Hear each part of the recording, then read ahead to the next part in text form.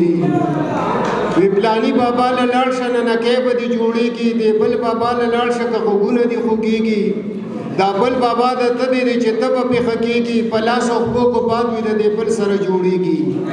نو زمنه مولیا چې مرتبې ورکړې خدای دي خو د خلکو د خپل ځانه ورتړلې دا ډیګرې دي څوک لاړ شي باباګانو له څاروي به ترې نه غواړي څوک وایي بېروزګار یم نوکري به ترې نه غواړي څوک وایي دولت را نغدي بیخي به ترې نه غواړي او څوک وایي کور مې نشته د بچي به ترې نه غواړي نو یو کس دلبار کې ناست و داسې ورو ورو ګوڼېدو چې غوږ مې ورته کېښود او واده یې ترې غوښتو یو څو ښځې راغلي وي د عمر نه پخې وي په چغو باندې سر وي غورځولي بورقې وي چې خیال مې ورته وکړو بس د کوپر نظارې وي او چاپېره د زیارت ته په سجده باندې پرتې وي څه بل شان عجیبه شانته سوالونه یې کول او د قبر چې څه کاڼي اوس دوی دان پورې مګل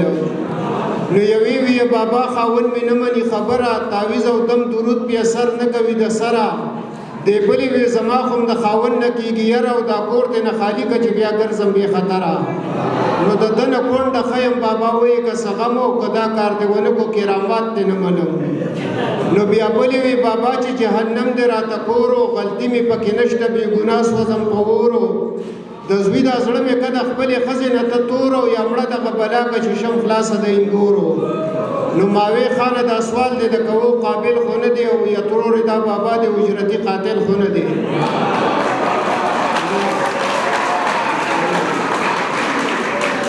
په ګوټ کې یو ملنګ ناسو چې دغه منجورو د چرسو په چټه باندې راښکته د ده سرو په مخه ټوخېدو کو به د هېڅ نه دی خبرو راتلی به ورله ښځې مړه سم ډېر بختورو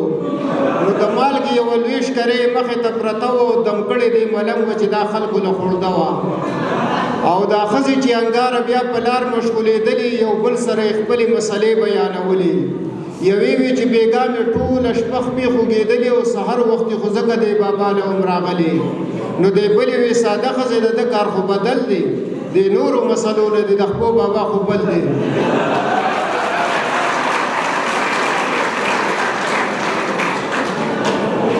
ډېر ډېر مننه انګار صاحب